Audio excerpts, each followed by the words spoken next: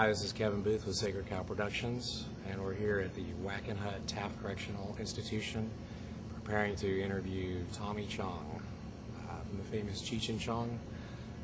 We've been working on getting in here for about 6 months, so today's kind of a special day for us. And Tommy's outside right now with another TV show. They're allowing him to do 4 interviews in a row, and we're number 3. So obey your government and you won't end up here. I said, how's this look? Obey your government. You need to obey your government, support the war, drill for oil, and there's always lots of good jobs here at Wacken. Here in the town of Taft, young men have many options what they can do with their lives. You can either drill for oil, or you can basically keep people in jails. Choices are limitless. It's up to you. You're free. You're free. And if you really want to go for it, you can go overseas to keep people in jails or drill for oil. And then you actually come home as a hero, and you'll be able to drill for oil and keep people in jails under a hero status. Under the hero status, there are extra benefits. I know, we don't want you stay on this side over here. The transmitter on the ground trick. Now, you guys are from Texas, sir? Yes, Austin, Texas. Austin. Oh, Yeah. no wonder. Oh, Willie Town, huh? There we go. Willie Nelson's in this. How's Willie? Is he still alive? Oh yeah, yeah. He was campaigning with Dennis Kucinich. Waste of time, huh? I gave you a worried look.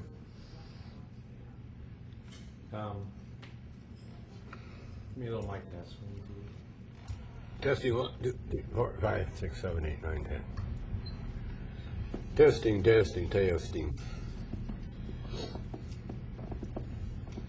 So let's see, we're going to be focusing on the drug war. On the drug war. Okay. Drug war. Should I give my victim look?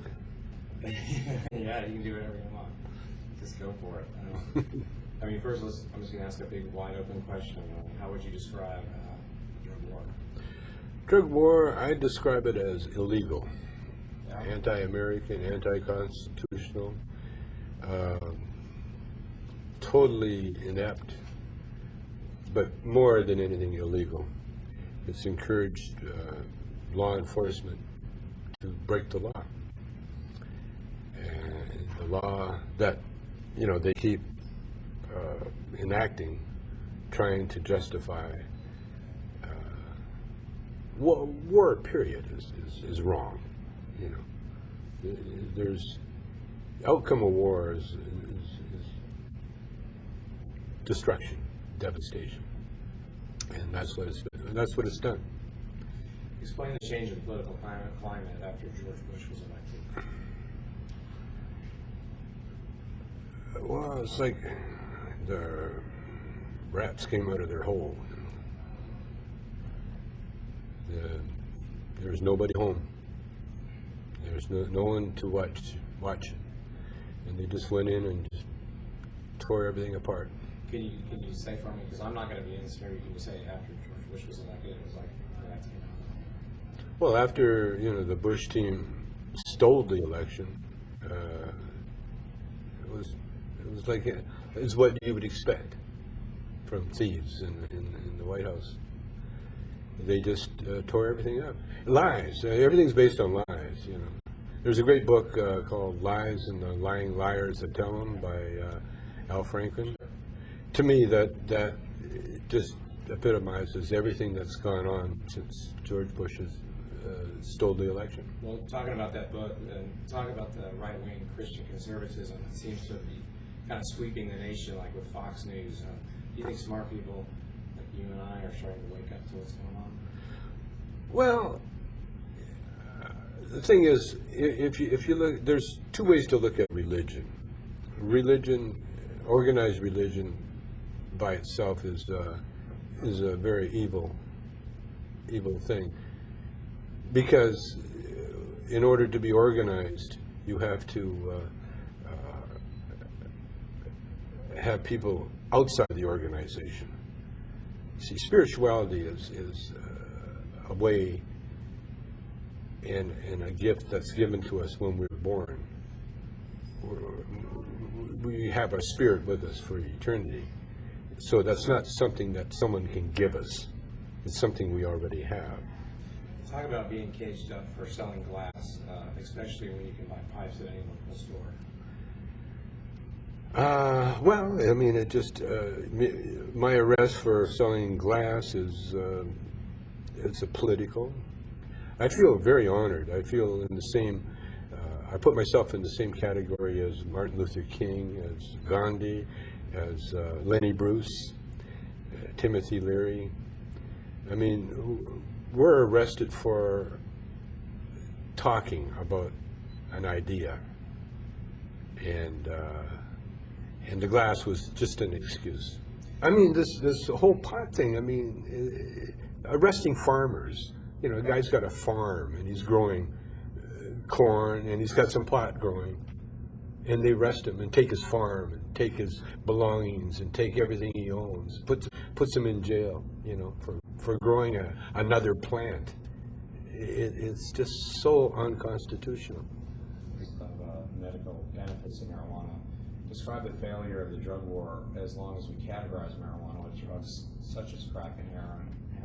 Well, it's more lies. It's more dishonest lies, you know. It's the same kind of lie that when, you know, years ago in the 50s, they used to have commercials telling how many doctors recommended smoking Lucky Strike cigarettes. 9 out of 10 doctors recommend Lucky Strike cigarettes. You know, the Marlboro man used to get on a horse and ride around with looking so cool with his Marlboro cigarettes, you know. In Hollywood today, they got, you know, Sean Penn and the boys, you know, they smoke cigarette after cigarette after cigarette, you know. And you can see the cigarette smokers in the theaters going, I need a cigarette, you know. Tobacco here in the prison is the thing to do here. It's like a currency. Oh, it's not only, not so much currency here. You know, the currency here is onions. But cigarette, yeah, you can't get onions. You're only allowed 1 onion a week. Alice in Wonderland. But cigarettes, you know, it's addictive drugs. You know, they're legal. Talk about the death rate. Yeah. Oh, the death rate is enormous. I mean, they show you cancer, and people will be watching the commercials smoking. They have to go get a cigarette. The anti-cigarette smoking ads by William Morris make people want a cigarette. It's subliminal. How many people die every year from smoking pot? None. Can you say that? No. Yeah, they haven't recorded one death from marijuana. Not one. Not one. But mind you, on the other hand, there has been cases where people. There's one case in California. Now I want to be fair, you know, just to show you that I'm not, you know, just talking out on one-sided. But there was a girl in California. She stayed up all night partying. She was drinking, and she smoked a joint, and drove and fell asleep at the wheel and went off the road and killed a worker. And she got 7 years or something like that in jail for it. And that's the only incident that I know of, you know. And so I tell people, hey, you know, if you're stoned, don't drive, you know. It's that simple. Talk about the specific law that got you in here. The law? The specific law. The specific law. Yeah. Well, the law that they arrested me on is a statute that was enacted. It was put on. What they do, they're very sneaky about this. They'll get a popular law, and they're going to pass through Congress, and then they'll attach these riders on it. You know, that I think this law was attached to the Megan law.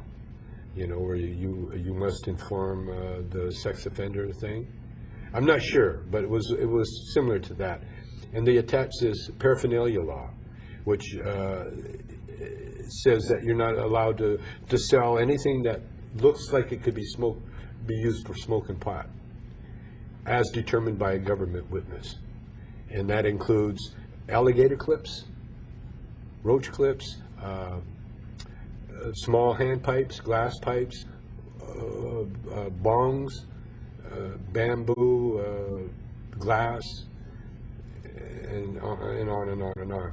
And the way it's worded is that